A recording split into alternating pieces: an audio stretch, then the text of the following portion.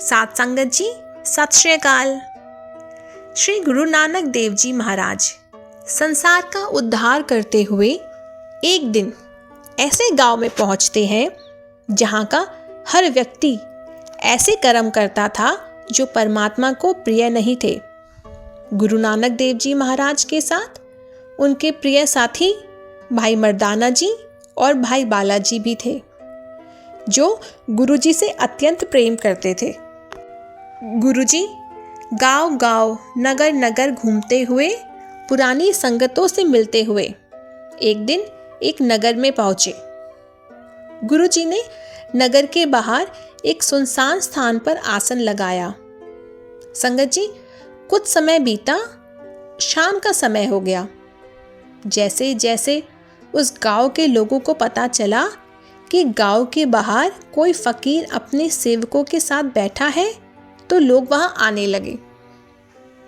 जब उस गांव का मुखिया गुरुजी के पास पहुंचा और गुरुजी के दर्शन किए तो वह निहाल हो गया। वह नगर के लोगों से कहने लगा कि शायद कोई रब का बंदा, कोई रब का फकीर हमारे नगर के बाहर बैठा है। जैसे जैसे लोग आते गए, अपनी अपनी जगह बैठते गए। गुरु नानक देव जी का मुख देखकर सब बहुत प्रसन्न हुए। मन को शांति मिली, जैसे किसी ने प्रभु के दर्शन कर लिए हों। उनके चेहरों पर एक अलग ही खुशी दिखाई देनी थी। गुरु नानक देव जी प्रभु के ध्यान में बैठे थे और भाई मर्दाना जी रबाब बजा रहे थे। उनकी मधुर धुन सुनकर पक्षी भी ठहर जाते थे। कुछ समय बाद गुरुजी ने नेत्र खोले और संगत को दर्शन दिए। गुरुजी ने उपदेश दिया, सच्चे नाम का सिमरन करो, मेहनत करके खाओ, हक की कमाई करो, किसी को दुख मत पहुंचाओ। यह सुनकर सारी संगत बहुत खुश हुई और कहने लगी, महाराज, आज तक किसी ने हमें ये बातें नहीं बताई। हम आपकी सेवा करना चाहते हैं। गुरु नानक देव जी अपने साथियों सहित कुछ दिन वहां ठहरे। संगत ने उनकी सेवा भी की। गुरुजी ने उस नगर में धर्मशाला बनवाई और कहा, हे संगतों, सुबह उठकर यहाँ नाम जपो, रब्बानी बाणी का कीर्तन करो और अपनी कमाई में से 10वां हिस्सा निकालकर लंगर चलाओ। इसके बाद गुरुजी आगे यात्रा पर निकल पड़े। कुछ समय चलने के बाद वे एक जंगल के किनारे पहुंचे, जहां एक तालाब था। भाई मर्दाना जी ने कहा, महाराज, बहुत धूप और गर्मी है, कुछ देर यहीं विश्राम कर लें। गुरुजी बोले, नहीं मर्दाना, थोड़ा आगे चलकर रुकेंगे। आगे जाकर वे एक ऐसे नगर के पास पहुंचे जहां का रिवाज बहुत अजीब था।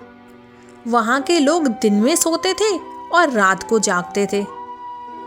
गुरु नानक देव जी ने नगर के बाहर शमशान भूमि में आसन किया। भाई मर्दाना जी बोले, महाराज, मुझे बहुत भूख लगी है। गुरुजी ने कहा, नगर में जाकर कुछ खा आओ। मर्दाना जी नगर में गए तो देखा कि पूरा नगर सुनसान है, ना कोई पुरुष, ना स्त्री, ना बच्चा। वे लौट आए और बोले, महाराज, वहाँ तो कोई दिखाई ही नहीं दिया। गुरुजी ने कहा, कुछ समय रुको, प्रभु की मर्जी है, रबाब बजाओ, हम कीर्तन करेंगे। जैसे जैसे शाम ढली, नगर के लोग बाहर आने लगे। मुखिया ने पूछा, आप कौन हैं? मर्दाना जी ने कहा, यह गुरु नानक निरंकारी हैं, संसार के उद्धारकर्ता। वह नगर के लोग बहुत निर्दयी थे। वे रात को जागकर राहगीरों को लूटते और मार डालते थे। उन्होंने सोचा कि ये लोग अमीर लगते हैं, इन्हें जहर देकर मार दें। मुखिया ने गुरुजी को अपने घर बुलाया और भोजन तैयार करवाया। गुरुजी ने कहा, हमें भूख नहीं। मर्दाना जी बोले, महाराज, मुझे तो भूख लगी है। गुरुजी बोले, अभी नहीं। रात को उन्होंने जहर मिला हुआ दूध लाकर दिया। गुरुजी ने मना कर दिया और मर्दाना जी से कहा, इन सब में जहर है। अमृत वेले गुरुजी ने बाणी का कीर्तन किया। रबाब की धुन से पूरा नगर गहरी नींद में सो गया। कीर्तन समाप्त कर गुरुजी वहां से चले गए। जब लोग जागे तो पीछा किया और जंगल में गुरुजी को पकड़ लिया। उन्हें पेड़ों से बांध दिया और धन मांगा। गुरुजी बोले, हम फकीर हैं, हमारे पास कुछ नहीं। उन्होंने कहा, मरने से पहले एक इच्छा पूरी करो। गुरुजी बोले, हमें मारकर हमारा संस्कार कर देना। आग लाने गए लोगों ने वहां एक अद्भुत दृश्य देखा। देवता और यमदूत एक व्यक्ति को लेकर विवाद कर रहे थे। यमदूत कह रहे थे, इसने जीवन भर पाप किए हैं। देवता कह रहे थे, गुरु नानक देव जी की कृपा से इसके सब पाप क्षमा हो गए हैं। उन्होंने पूछा, कौन से नानक? उत्तर मिला, वही बाबा नानक जिन्हें मारने के लिए तुम आग लेने आए हो। यह सुनकर वे दौड़कर लौटे, गुरुजी के चरणों में गिर पड़े और क्षमा मांगी। गुरुजी को मुक्त किया और सम्मान सहित नगर ले गए। शुद्ध भोजन भी कराया।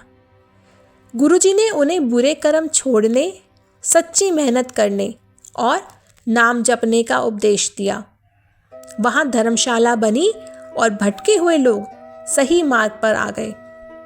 कुछ समय बाद गुरु नानक देव जी संसार की यात्रा पर आगे बढ़ गए। इस प्रकार गुरु नानक देव जी महाराज ने लोगों को वाहिगुरु नाम से जोड़ा।